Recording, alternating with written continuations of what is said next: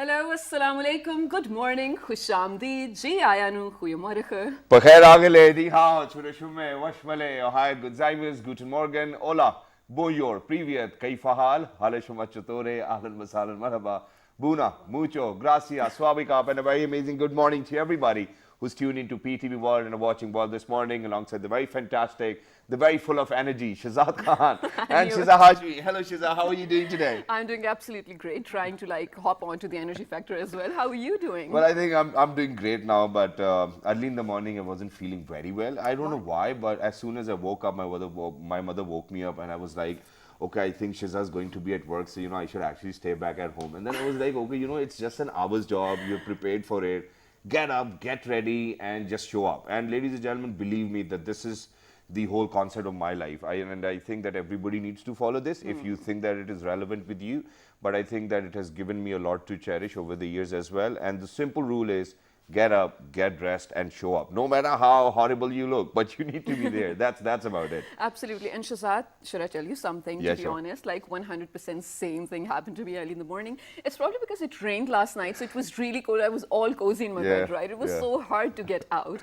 And I was like, hey, I feel like I can really take off today because Shazad will handle. Yeah. And the same thought struck me. I was like, luckily I'm blessed with a work that only requires like 1 to 2 hours of my day. So let's just do it, because we do have a routine already, right? We're morning people. And if I don't start my day with my work, then everything is like off my routine chart. You don't know what to do next. And so then, well, that happened. Yeah, and as soon as that hour is over where you were supposed to work, you start to feel guilty as well, because after 1 hour you're going to get up anyway. True. But not just that, ladies and gentlemen, there are people who have worked day in and day out as well to make sure that we live in an independent country and that it is a sovereign state as well. And ladies and gentlemen, the person who actually envisioned the entire concept of living in a country was our spiritual father, Dr. Allama Muhammad Iqbal as well. It's his death anniversary today on the 21st, and we definitely would love to share one of the incidents so that you could actually know how great these people were. So imagine that Quaid-e-Azam Muhammad Ali Jinnah, the founder of Pakistan, actually at one point in his life left the political party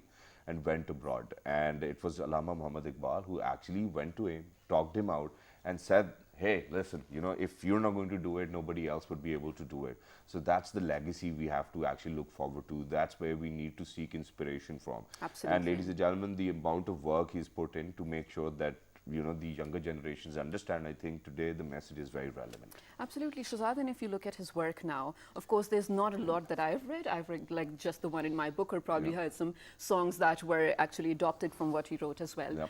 There is like a clear message from his poetry and proses that he wrote. I mean, imagine someone living in the previous century as well, realizing how unique we are in terms of our identity, right?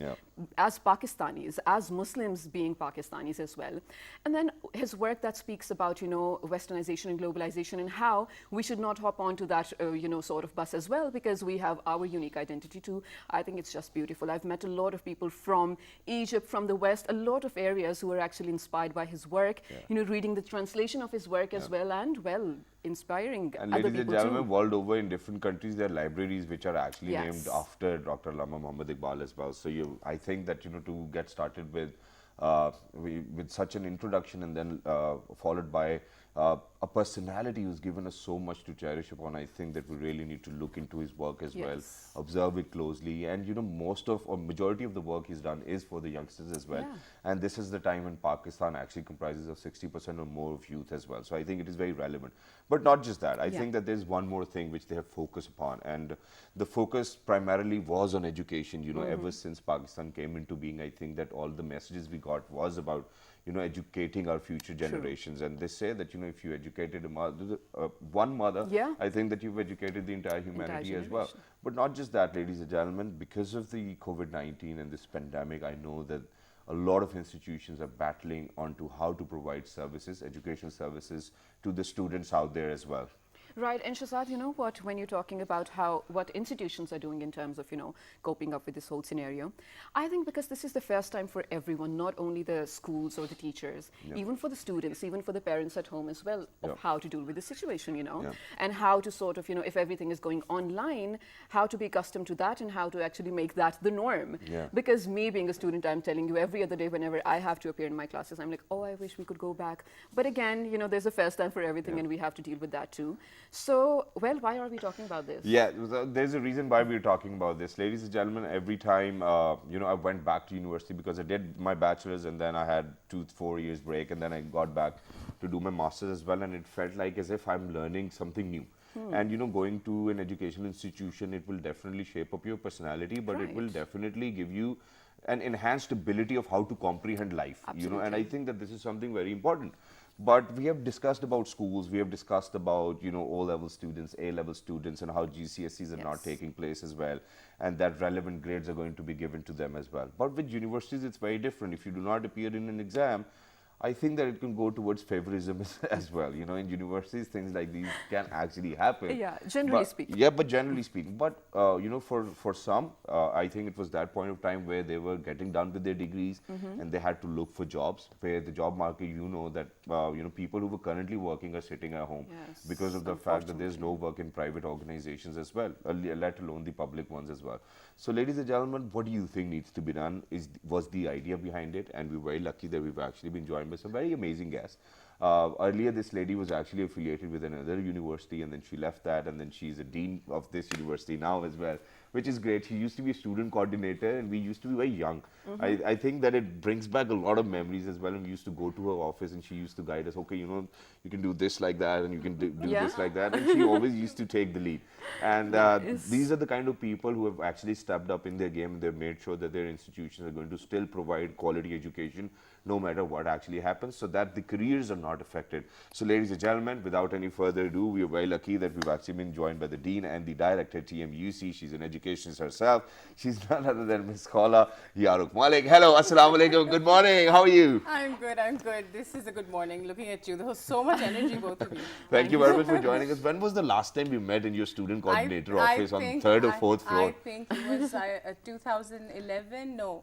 2010, 11. 2010, 11 probably. Yeah, a decade ago. But I'm glad that you've taken out time and that you've joined us, and thank you very much for joining us alongside Miss Khala. Ladies and gentlemen, we've actually been joined by another educationist as well. She's none other than Miss Amina Imtiaz. Hello, assalamu alaikum. Good morning. How are you? Hi, Shahzad and Shahzad. Thank you for the pump up of energy early morning. I think we're all ready for this. Yeah, thank you very much for joining us. So let's get started. First of all, how do you think that COVID-19 has actually had an impact on higher education in the first place?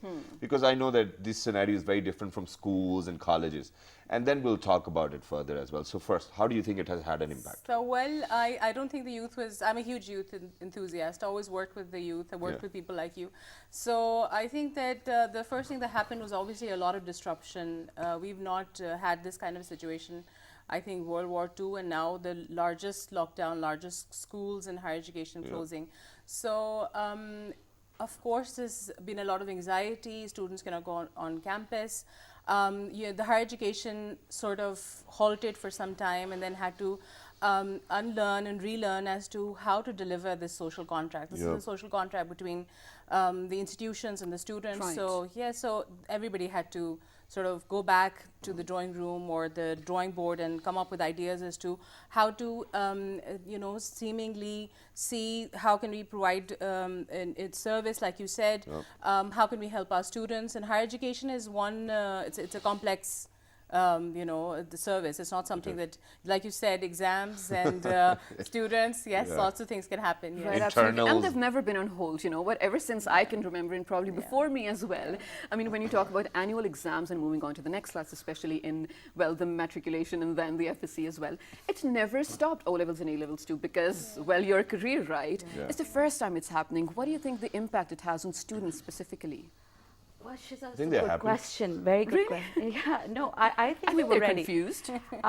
You see, I think the public and private sectors have sort of adjusted to this tremor in their own special way. So public sector, maybe for them it was a new thing. A lot of universities and colleges not having their own virtual learning environment. Right. With us, I think we've been lucky because we come from a background where we're offering transnational education. Oh yeah. And we have partner universities abroad who have their virtual learning environment all set and ready. Right. So when COVID hit us, I think we knew where to go from there. Yeah, I think that's great. Thank you very much for mentioning transnational as well. And there's a reason why I'm going to pick up on this, and that is that for all of those people who used to study with us when we were in universities and who chose to go abroad to study as well, they eventually got back to Pakistan. Yeah. Almost Yes. all of them, True. after 10 or 15 years of time. And obviously they were willing to get nationalities and whatnot after they completed their education, but they haven't landed themselves anywhere. I mean, it's not that majority, I think majority has not done it, but there is still a smaller number of people who've really done very well as well. So when we speak about transnational, and you know, TMUC is actually affiliated with a lot of other universities outside the country. How does it work? Do you think that it is really recommended to go to these universities when we can still have the same standards over here? I personally believe Well, that. I And also, first- Colette, please to begin Yeah. with, do explain to us transnational for Yeah, all I'm these going to do people. that. Yeah. So I thought that that's best because transnational education is when you're studying here in your home country, but your degree awarding body is in another country. All right. So lots of names for transnational education. There's online education, there's distance learning, there's supported distance learning, there's remote learning, there's e-learning, there's blended learning. I mean, Right. there's lots of synonyms for it, and then they're slightly different on their own. Okay. What we do is we offer foreign collaborative programs here. So we have partnerships with the University of London, University for the Creative Arts, University of Hertfordshire, Pearson qualifications. But the one thing that we've done is we've shortlisted these universities, have partnered with them because of the fact that they're leading universities, 150-year-old university, all the teaching excellence frameworks are gold, their status, so the quality is assured. Absolutely. And the content is, for example, the academic directions coming from London School of Economics, you know, Birkbeck, SOAS, Queen Mary, King's College. So I think the student in a transnational education is gaining +1, +2, +3. So you're a student who's studying in Pakistan in your home environment, with your parents, with in the comfort of your house, and then obviously working with institutions like ours that give them this right kind of infrastructure and the kind of environment. What the student is gaining is not only academic direction that's coming from UK universities or other universities which are at the top league table when it comes to Guardian or any other, and getting resources. For example, when we were talking about how the students being disrupted now will be getting that kind of education. Like Amna said, how was it easy for us to sort of move or shift or transition into online or supported distance learning platform was because we have developed over the years an intellectual capital for transnational education, delivering programs where you don't need to physically be there. However, we I think used MS Office and we MS Teams, and we shifted to all our classes online. Then there was a huge resource pool that we had online. There's access. When we partner with these universities, what the student is getting is actually access to their e-libraries. Yes, So, all their research communications, their channels. So whatever the student is studying and getting resources in London, they will get here. Oh, perfect. So it's a lot, layers and layers of, I would say, benefits that the students getting. That is amazing, and especially when you talk about the resources as well, because ladies and gentlemen, no, it's true, Shahzad, you know, there are so many times when we are assigned things too, like assignments. I had another reason to smile about it. Okay. And then, you know, I don't know what that was, your reason. Yeah, I just wanted to continue with what you actually said, and I think that the sole reason why I picked up on it is because the learning was very remote even then, you know, so even there were students who were attending the university, they were still getting their courses from London or University of London, as you mentioned. So I don't think that it should have been very difficult to now kind of adjust with the changes we had to make. The students were ready for it. Yeah, so now what are we doing? So how does it work? Because in universities, you know, teachers like taking sessionals, teachers like taking class tests. How do you think that do you think they're sleeping well at night these days? Well, I'm sure there's anxiety at all levels, but I think that that's a good question. Assessment, we're all rethinking assessment. You know, you've learned recently what Cambridge is doing. Exactly the same. All our international partners have gone back and said, okay, this is how. So there was a time then when online education, distance education, or coursework, or research, or assignments were looked down upon in Pakistan, still are. Even if you're not writing on a piece of paper, you're not going to be assessed, and assessment is not authentic. And it needs to be these It needs to be piles and piles. and extra sheets. sheets. Yeah, extra sheets, please. Yes, so that's changing obviously because the kind of assessment tools that we're using, and basically the student is taught to be an independent learner.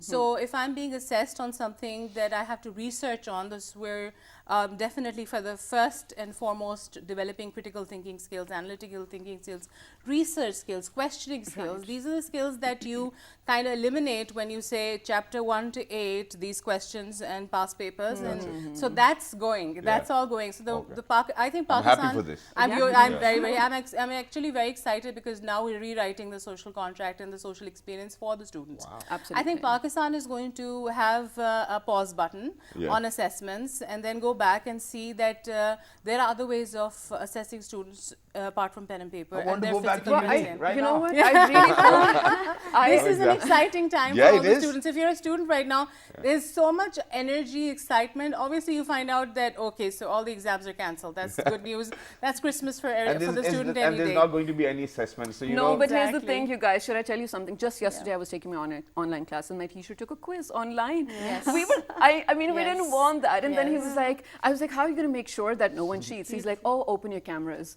I was like, Yes. how Oh, is there's that so going to many- help? yeah, Anyway, that's just brilliant, that's a yeah. good thing it's because the Because teachers who still cannot help, but give quiz, you know. But we are learning. So I'll just Yeah. tell you, I'll explain to you. So there are different dashboards, there are different ways of assessing a student. So when you're doing your, let's say, PhD, sitting here and somebody's abroad, how are they managing your learning and assessing you? Yeah. It's the online presentation you give, the quizzes, Right. it's the formative assessment, which is a continuous assessment, Okay. which is going to help evidence that you've done really well or this is where you stand. Right, that's brilliant. But now, Amna, I have a sort of a different question for you. When you talk about transnational education, it's a brilliant initiative. You guys did it, yes. And I really hope that everyone sort of joins in as well because, yes, that is the direction. But please don't take me wrong, but all the people, it's a culture in Pakistan. I think you will agree with me. If you did go abroad and came back with a degree from outside, you have an extra room for, getting a better job as compared to someone who studied at XYZ getting a University better in rishta. Pakistan. लड़का बाहर से पढ़ गया है जी, That foreign too. से है. To be honest, yes, That does that's true. matter. That is That so true. and Yeah. also Better a job, better So result. when you say transnational education, does that sort of develop that kind of exposure to, as compared to the person who actually goes abroad, that kind of confidence, and then that kind of opportunities for as compared to the person that did go to, let's say, London or anywhere in the world? That's a good Yeah, question. that's a Good question, Shiza. yeah. You see, globalization has linked the world. Right. Be it industry, be it economy, be Yeah. it market, be it education sector.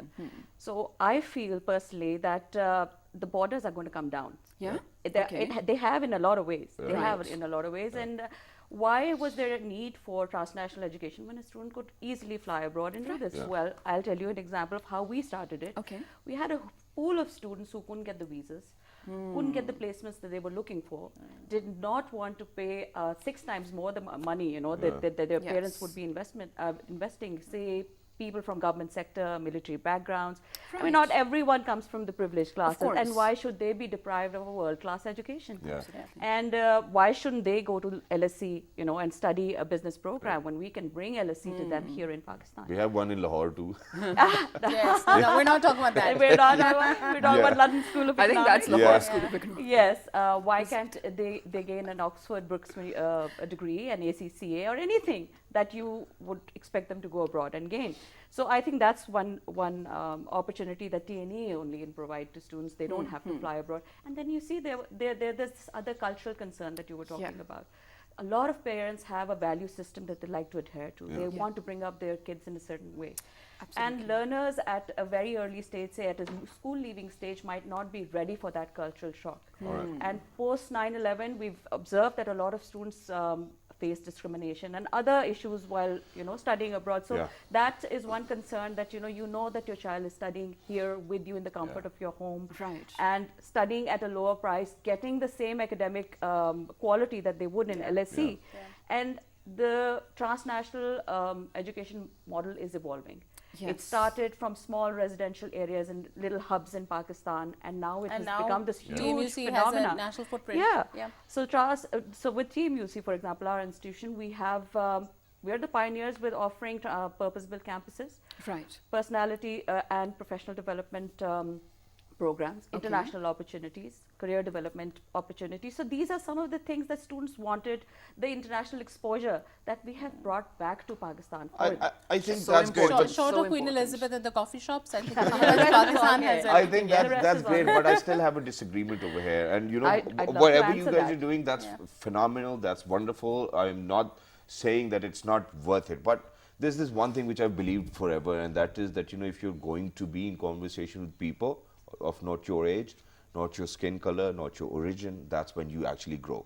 Absolutely. So the entire motto behind going to or probably studying at Harvard or Oxford is to actually get to know all of those other people in your 30 other people in your classroom. Yeah. Some might be friends, some might be from somewhere else, and that's how you groom yourselves. No, we don't discredit that at all. I completely agree so with this you. is why what I'm going to ask is that this transnational program of yours, are we attracting foreign students to Pakistan? Okay, if the students are not going to go, if their parents are not willing to send them, we still have lower fee structures over here with the same degree. Are we kind of attracting the foreign students? I think if you're in Pakistan and if you are a foreigner or if you're someone who's looking for quality education, again, with all due respect to all the other local qualifications that are being offered in Pakistan, I feel that we would be their #1 choice because of the infrastructure. And we are long way away from what you're saying. That's the dream. But it will happen. But it will happen, and it should happen, because right now Pakistan is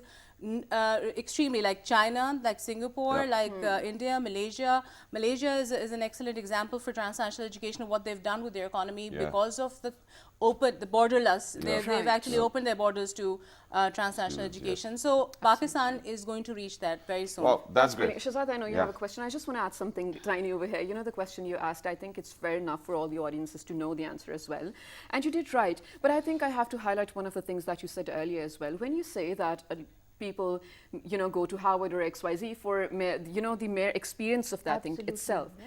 But again, not everyone is privileged enough. Yes. And I absolutely love the fact that people who can go will still go, but people who cannot, unfortunately, for whatever reasons, will get the same content, the quality, and the same degree over here in Pakistan. Yes, there's no difference in that. Yeah, it is brilliant and it is beautiful as well. So, just to connect the dots very quickly now, what I want to know is, since for a lot of people, the semester was going on when the pandemic actually hit us as well.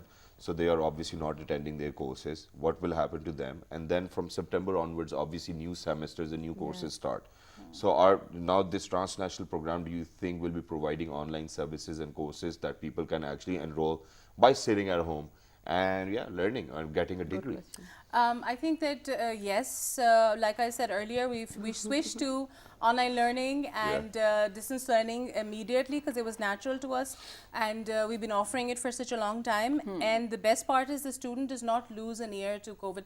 See, the thing is, the message that should go out there is of hope, and the fact that there is a post-COVID Pakistan, and the student needs to, for us, people like us and the media, you're doing an excellent job, need to show the students that there will be a post-COVID future that they should get ready for. We're all planning for right now, but what about the future? What are you showing? So the student will not lose any time, no semester break, will not lose a year or any interruption in their academic life cycle, because, like I said, coming onto campus is not the only way to deliver quality Thank teaching. God, finally. They have realized, finally. Purpose-built campuses. So what do you think we are going to do with purpose-built campuses now? She just mentioned. Yes, we will come back to we will come back to it. But let's say in situations like these, Pakistan should be ready for offering and not disrupting their students' learning at any point in time. That's what we should do. That's our responsibility, and we owe it to our students. Well, that's great. And ladies and gentlemen, let me be very honest over here. It's not going to be fun studying online, and there's a reason. Because when you're in the class, you're sitting with your friends, you're at the back benches, it's a different experience altogether. I don't know whether it's a purpose-built campus for all of those students out there, but there have been recent videos of students learning online. And it's like 30 students in one frame, and the teacher's shouting, oh, who's making this noise, and she still can't figure out who the one is. So what kind of procedural methods have been adopted by TNUC? I must say, excellent question. So we've had those issues initially in the beginning, but there are controls. I mean, learning management systems are so well developed right now. We have controls. So what the teacher has is control to mute all the students students when they're speaking, and or mute the disruptive one like you. Okay. So I'll just mute you. You won't be able to speak in the class for some time. But yes, she kept on saying, "Oh, I will figure it out. You know, your name's I over think- here." I think but that- you kept on saying it. But I think we need to help her because we have those academic controls. I'll give you an example of mathematics, numerics. So are not all public sector or higher education institutions have digital tabs or anything. So what teachers did was, I mean, they're amazing. Teachers are amazing. We should always salute them. Of course. They came up with, our teachers included, went out and bought whiteboards, learned how to screen share. So just giving, so as long as there's teaching going on and learning going on, we're happy. All good. Yeah, That's well, brilliant. that's That's great. brilliant. Thank Yeah. you so much for saying that, and also thank you so much for bringing this entire transnational education to Pakistan as well. But towards the end of the segment, Amina, you being an educationist, I want you to speak to all the students out there, not just TMUC, everyone out there, and sort of talk. Sorry, Shazad, so sorry to cut you off. Go ahead. But tell them, like, sort of give them a hope of what is going to happen after the pandemic is over and how they should be ready to face that. Shazad, that's a And I want to good add thought, to yeah. that as well, and it's a simple question. You know, so while I was in Air University, you were in Barrier, we were supposed to wear dress pants, dress shirts, and ties and whatnot. Yeah. So with online education, do you think that students are still required to wear like proper clothes, or you wake up and you open up your laptop and you're studying? That is what is that how it is? well, right now we're not really enforcing any laws there. Okay. Right. Yeah, so there's relaxation there. They're already going through so much. So we Yes. just want to make sure they're up, Yeah. they're living, And they're studying. They're studying. So That's ladies and nice. gentlemen, Yes, in days to come, I don't think a lot of students are going to take a shower, but within, due to COVID-19, you're actually requested to take shower at least twice a day. Yes, and wash your hands. Yeah, Yes. absolutely. So I think the message to all the students out there would be for those studying the undergraduate programs. I hope that your education, whichever institution you're going to, is uninterrupted. We at our end can only promise that it will be uninterrupted at our end. And I'm talking to school students now who will be graduating with their A levels, IB, intermediate. I know there's a lot of uncertainty because there are a lot of different examinations that you're going to sit for. So my message is that, you know, take those exams, come to us whenever you're ready. There are ways and provisions of enrolling students late. The portals will be open. So there are a lot of ways to get you on board. The teaching and learning will not stop this year. Wow.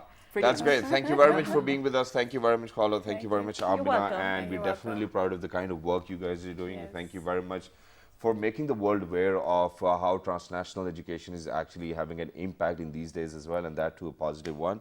It was wonderful to see you after years and years, and keep up the good work. Absolutely. Last time I met her, she was a student coordinator. This time I met her, she's a dean. Next time she'll be a president, you never know. Yeah, so I think it's great. But ladies and gentlemen, there's always a message embedded in the kind of shows we do. And other than this education, other than getting a degree, I think that reading books helps a lot, and readers are leaders as well. Yeah. So since today, it's the death anniversary of Allama Muhammad Iqbal as well. He's written quite a lot and very well for all the future or the younger generations as well. I think that we should actually take our time to study the kind of work he's actually provided us with, and it is truly for us, Mormons, Muslims.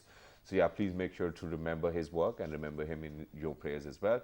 We're going for a short break, but when we guys will come back, we'll actually let you know what to do when you have so many hours to yourself. Absolutely. Stay tuned to find out. Good morning.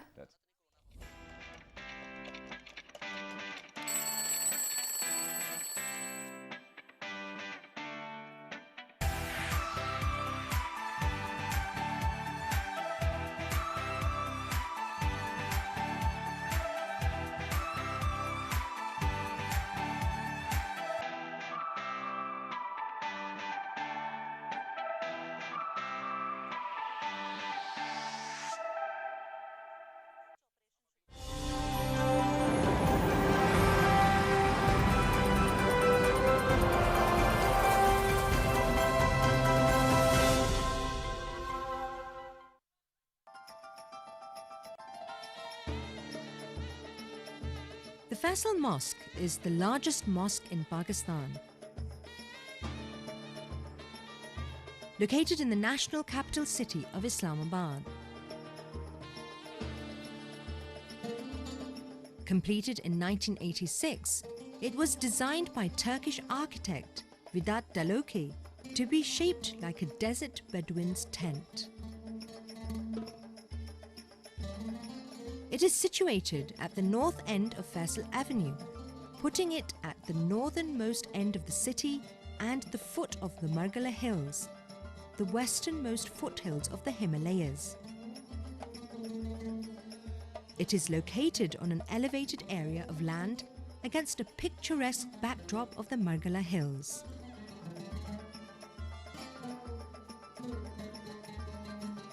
This enviable location represents the mosque's great importance and allows it to be seen from miles around, day and night. The Faisal Mosque is conceived as the national mosque of Pakistan and is named after the late King Faisal bin Abdulaziz of Saudi Arabia, who supported and financed the project. It is the largest mosque in South Asia and one of the largest mosques in the world. The Faisal Mosque was the largest mosque in the world from 1986 until 1993, when it was overtaken in size upon the completion of the Hassan II Mosque in Casablanca, Morocco. Subsequent expansions of the Masjid al-Haram, the Grand Mosque of Mecca, and the Masjid al-Nabwi, the Prophet's Mosque in Medina, Saudi Arabia during the 1990s, relegated Faisal Mosque to 4th place in terms of size. Architectural wonders of Pakistan.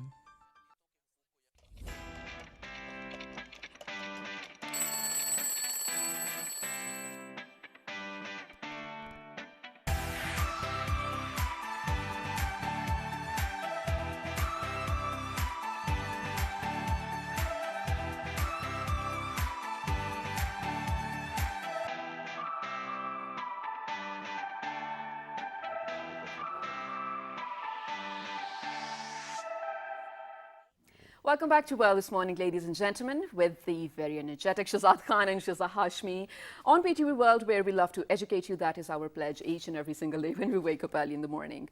Well, in the first segment, we were sort of addressing a nationwide issue, the issue being online classes, how students should take it, how teachers are going about it, and the type of effort that is actually going into it on, organizing all these lectures as well, and then keeping everyone on board too.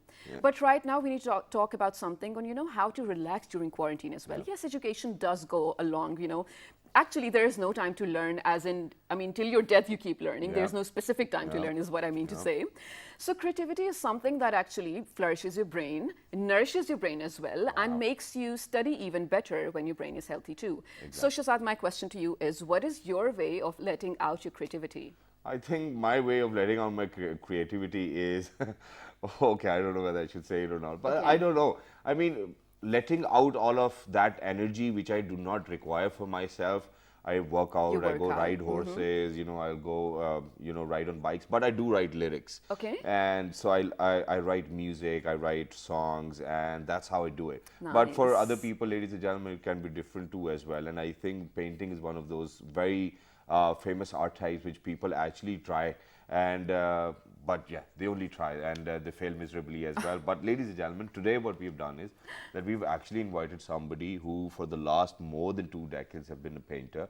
And within this time period which we got, we all of us have quite a lot of time to our hands as well. While you speak, I'm just going to hold this up. So, so ladies and gentlemen, I think today what we wanted to do was to let you know how you can be a good painter by just staying at home. And there's not much which needs to be done, but we have actually made sure to let her know in time and before the show as well that we want to give solutions which are very doable for people and practical ones as well. So we're going to share her work with you in the first place because it's marvelous, it's fabulous. Even though before the show started I thought of asking one of the pieces, but I don't think I'm going to do it because it's a lot of hard work. But ladies and gentlemen, we're very lucky that we've actually been joined by an artist, an educationist. She's none other than Miss Aysha Kazmi. Hello, assalamu alaikum, good morning, how are you?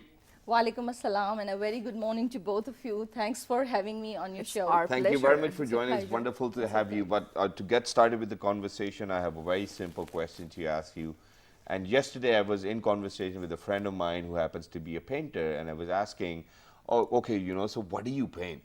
And then, the response was very different. And she said that whatever comes to my head, that's what I paint. And I was like, you know, landscapes, cityscapes, you know, all of what I knew I threw in. Right. And she was like, whatever I feel, I paint. I mean, how does it work that whatever you feel, you paint?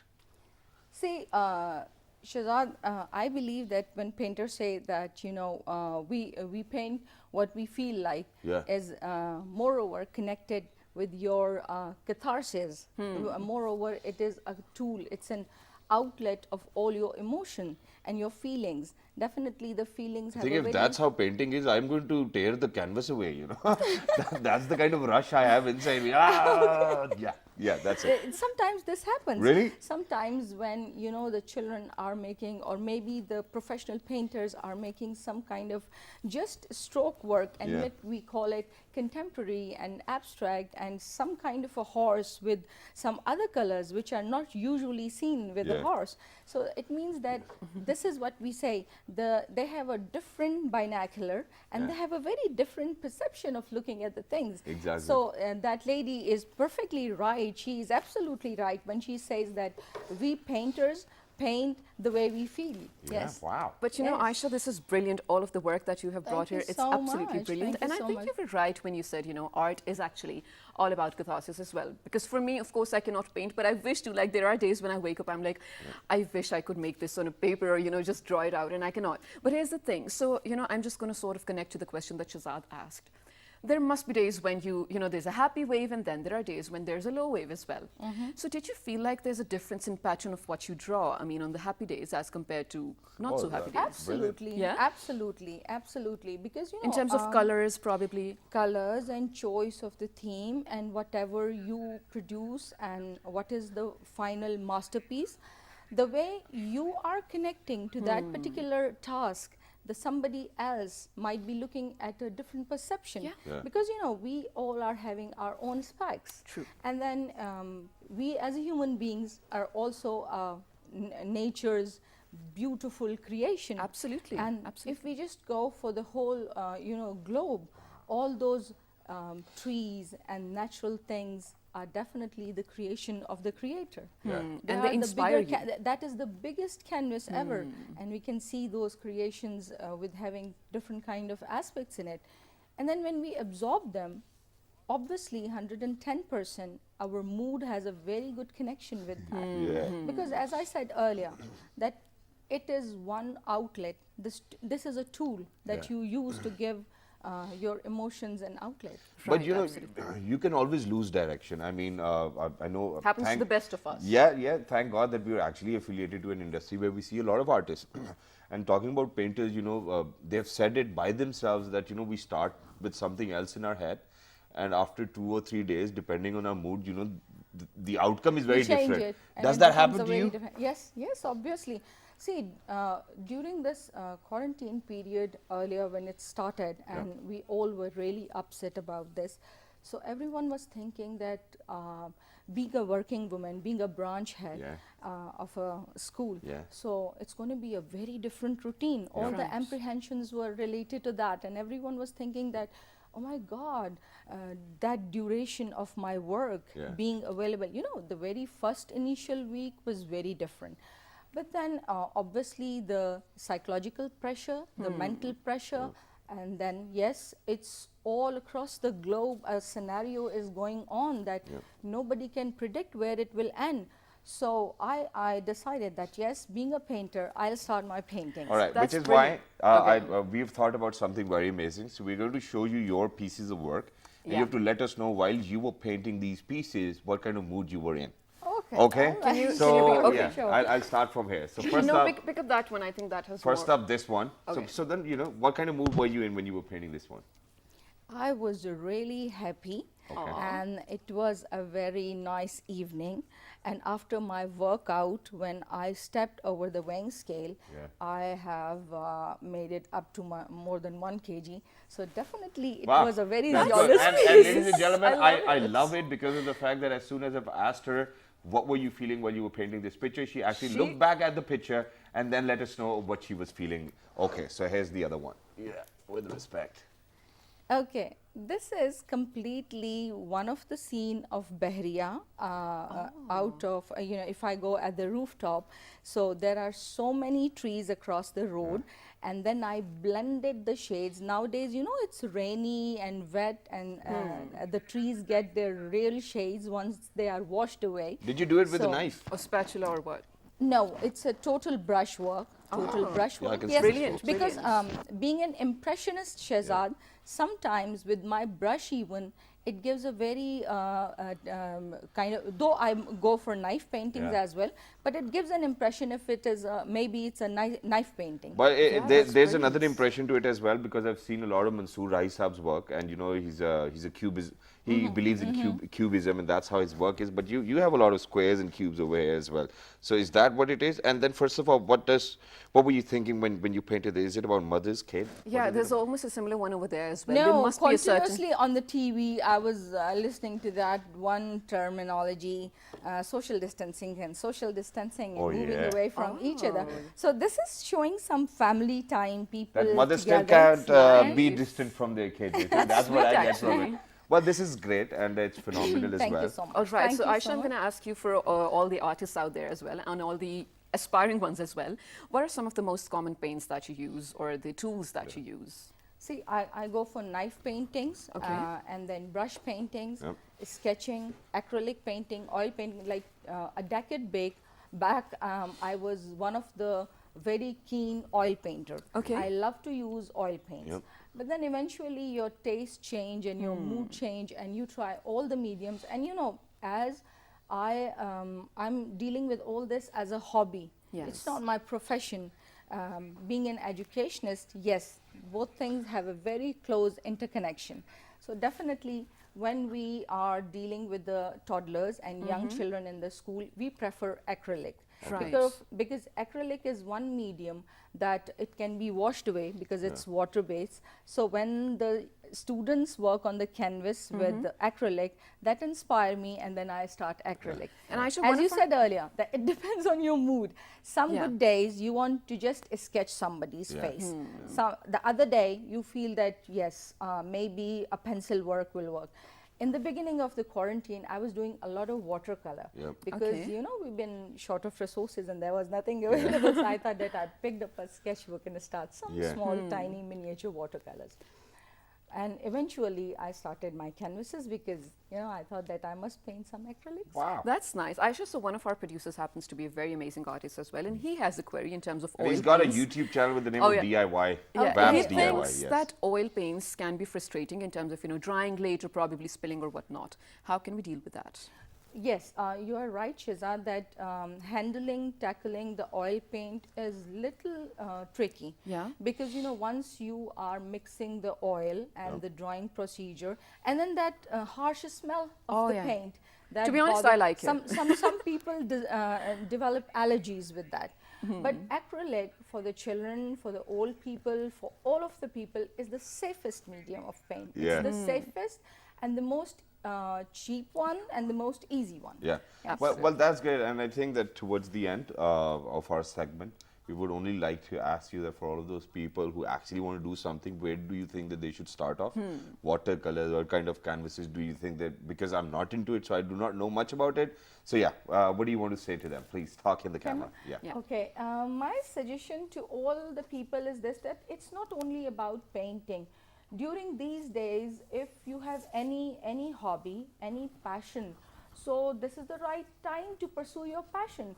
Rather than filling up your skull with all the negativity, why not to, being a painter, I can suggest painting. And being an educationist, my message for all the parents is this, that if your children are using these kind of small canvases, so the space for a child is enough, and it's a very adorable little thing. If the canvases are not available, what you can do, you can cut the little carton or cardboard pieces 4 inches into 4, and then you can give them those small pieces, and they would love to paint it once they have a specified space to work with. That's so actually my a brilliant message idea. is this, that paint if you like to paint. If you want to write something, this is the high time you can pursue your passion. Thank you so much, everyone. Thank you. This is my Thank you Thank very you so much for being Thank you here. very much for Thanks being a with lot. us. Love It's your wonderful suit. to have you. I had to say that. Yeah. All right, ladies and gentlemen, so as you know, we always mention in our shows as well, we try to bring something inspiring to you. We try to bring people who inspire us. You know, the stories that we listen to, we come across a lot of them, Shazad, Yeah. right? On our social media pages as well. Our Just producers. thinking about the conversation we had yesterday in the group. I think it was wonderful. Yeah, that too. So, right, that's so inspiring as well to all of us. So we really hope that you take something away from this. Yeah. And for all of you painters out there, well, I really hope you do share some of your brilliant work from the quarantine days with us on our social media pages. And for all of the ones who don't have a hobby or something like me, I actually didn't have a hobby as long as, you know, this quarantine did hit me. And then I was like, I think I your don't know what hobby to is do. studying, actually. Well, I hope Yeah, so. you like it as well. And Yeah, then to you be top honest. it, and then you get 4 GPA. So yeah, it needs I to be a hobby. I try. So please do Master. find out your hobby. And if you don't have one, just try, you know, doing something, probably bake something or probably just Instagram all day or just Netflix all day, whatever you want to, because there have to be some positive ways for you to, you know, direct your energy and channel your energy in a good direction too. Indeed. Ladies and gentlemen, please make sure that you write to us on our Facebook fan page, which is with the name of Well, this morning. on Twitter, Well, this morning without a G. on Dailymotion, Well, this morning. on YouTube. PTV World. And then you will obviously have to look for World this morning as well. The fabulous repeat is going to be at 5 past 11 p.m. tonight. Till the next time, make sure that you take shower every single day, Yes. twice a day, wash your hands. Make sure that your hygiene is on point. And yes, once again, we're going to mention about information hygiene. Shiza? So important, ladies and gentlemen, just stick to the sources that are true. Just make sure whatever news that you are going to forward, it is true. Make sure you're, again, the source is good. Just cross-check. Information hygiene just means you keep yourself safe from all the negativity going around and all the, well, Fake news. Yeah, fake news. Yeah. So ladies and gentlemen, look after yourselves. Stay blessed. 1, 2, 3. Good morning. morning. Thank you very much.